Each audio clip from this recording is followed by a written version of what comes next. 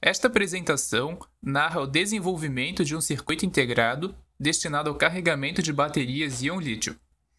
O projeto em questão foi desenvolvido pelo professor orientador Jader Alves de Lima e aplicado pelo bolsista PIBIT Leonardo Machado de Aguiar, na Universidade Federal de Santa Catarina, entre janeiro e julho de 2015.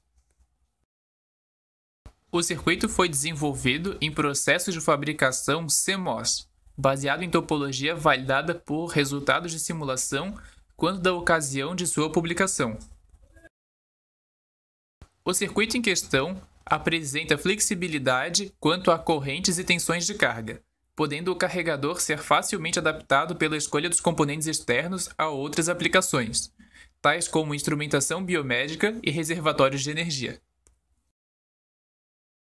O ciclo de carregamento de baterias íon-lítio é extremamente crítico, e circuitos carregadores baseados em topologias especiais têm sido desenvolvidos.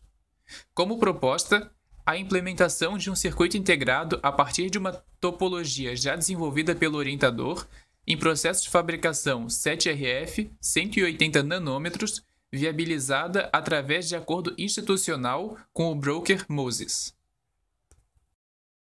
O controle da carga pode ser dividido em 4 estágios bem definidos. O estágio de pré-carga se dá quando a célula está abaixo de 3 volts.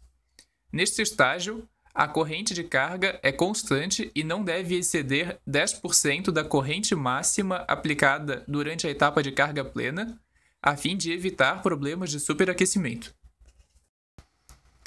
Quando a tensão da célula está entre 3 e 4,1 volts, é considerado estágio de corrente constante, onde é aplicada a corrente máxima suportada pelo circuito.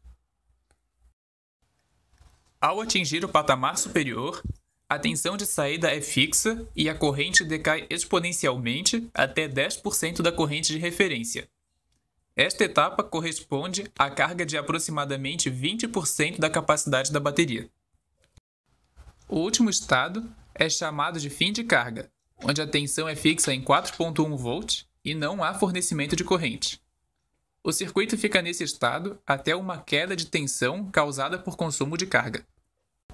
É importante ressaltar que o ciclo de carga incorreto colabora para uma redução da vida útil da célula e sobreaquecimento. Em casos mais extremos, inchaço permanente e até explosão podem acontecer.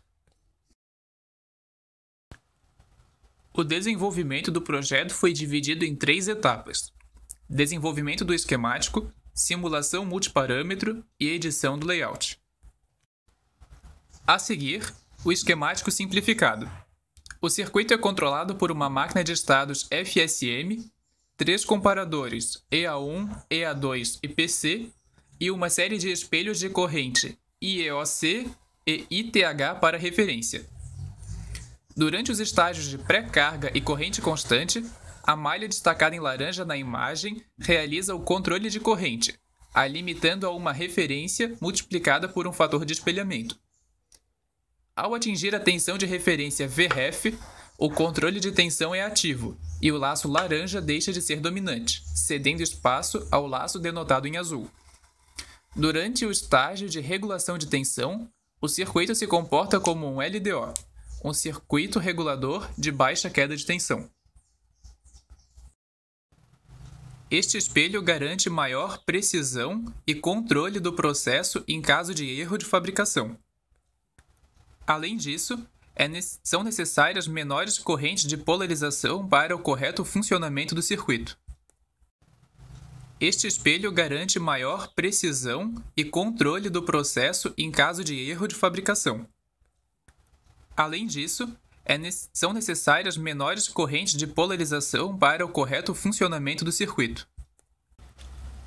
O circuito foi simulado com temperaturas adversas e variadas configurações de corrente de saída.